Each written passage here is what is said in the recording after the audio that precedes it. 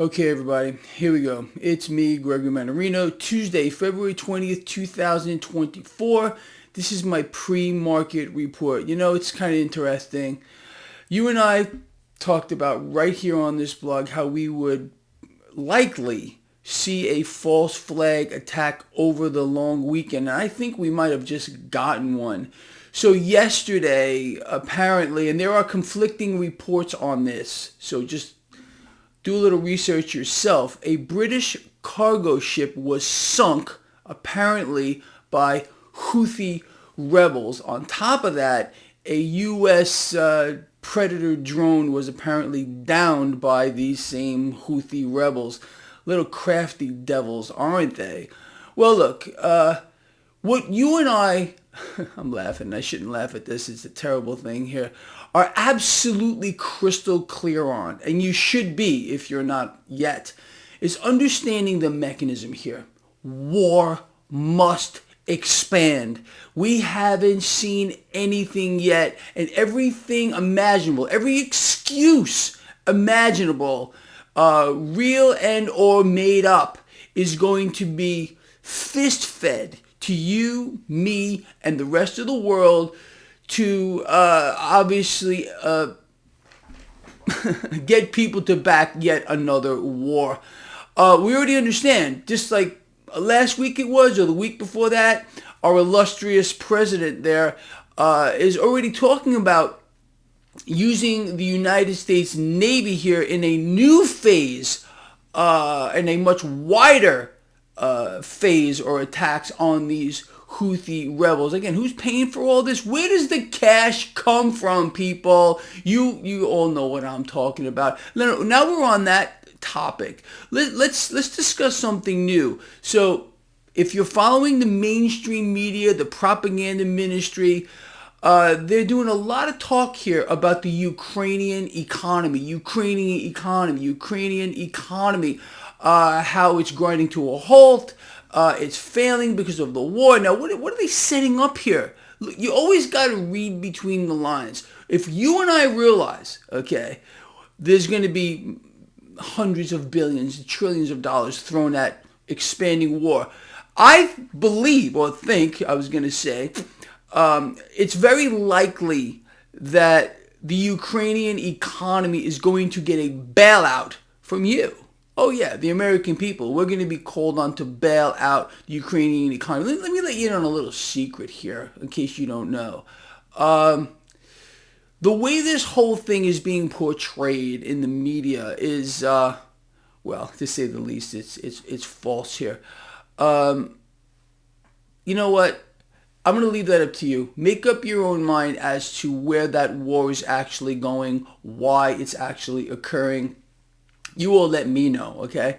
So I'm going to leave that kind of wide open to all of you here. We know that there is going to be hundreds of billions of dollars more thrown at supporting that war, and it looks like a bailout of their economy, again, courtesy of the American people, massive weapons packages, and funding for the war in Israel. Although, again, our illustrious president is talking about how atrocities are occurring, but we're paying for those atrocities. So explain that to me. Are we now supporters of atrocities? It looks like it. So why aren't we being held to account either? Of course. But this whole thing is, well, it's just as twisted as you can possibly imagine. But anyway, going back to how we started this video. So I believe that the escalation now, and this is clearly an escalation here with regard to the war, now with apparently a British ship being sunk out there, I would say this is a false flag, in my opinion, and it's going to be utilized, this event, real or imagined, is going to be used as an excuse to up the ante here, to increase attacks, more war, more death, more suffering. Now, looking at the market this morning, kind of shrugging this off. The dollar on a relative strength basis is lower. The 10-year higher, okay, about 4.27, but the market's pretty comfortable with this. Because again, I'm laughing again, but I shouldn't be laughing. The prospect here of rate cuts is being priced in. Let me explain this to you people who, believe me, I read the comments, okay? So it appears that those of you that do not believe that the Fed is going to cut rates seem to be of the mindset that the Fed is actually trying to control inflation. Nothing could possibly be further from the truth here. A central bank's power resides in only one thing, and one thing only, and that is their ability to inflate. The more, or create cash out of nothing, to have an ability to fund it all, okay, because we don't have a war chest anywhere, and all of this is, again, the funding is being supplied by central banks. All that is massively inflationary too.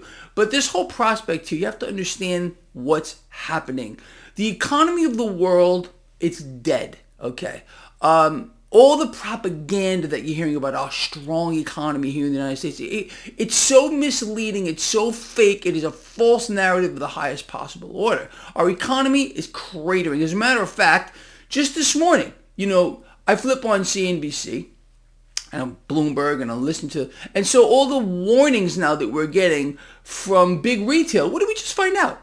Retail sales missed the mark big time, okay? The U.S. economy, in case you don't know, is 70% dependent on retail sales. So, and again, this mechanism is going to be positive for the stock market. Why? It guarantees rate cuts, which are coming. So the economy's dead. The consumer is maxed out, and that's a fact too. So they're well underway here to create that neo-feudal system, that two-tier society, creating slaves to the current system, as you and I have discussed for many years now, honestly.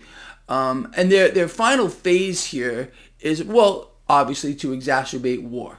More ship sinkings, more people dying, or drone downings, and then of course there's going to be more soldiers killed, and there's going to be another reason, real or imagined, to accelerate war. That's the goal. War is the goal here, to finish what central banks have started here over a century ago. Economy's already dead, consumers maxed out. So what they need to do here, again, is start to cut rates, which will allow central banks to become even more powerful. To exert their will on the world here. It's an astonishing thing to understand that central banks have the world by the throat. They are working collectively to bring about an endgame that they imagined or envisioned here over a century ago, and we're right in. It doesn't matter again who sits behind the Resolute desk or any other position of so-called power around the world. They have no power.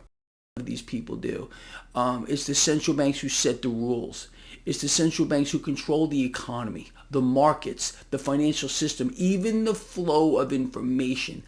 Everything is controlled by the central banks. And again, going back to what I have been saying, and you and I have discussed many, many times here, we cannot be a free people if we are forced to live under the rulership of these institutions. They are not on our side. They are the enemy.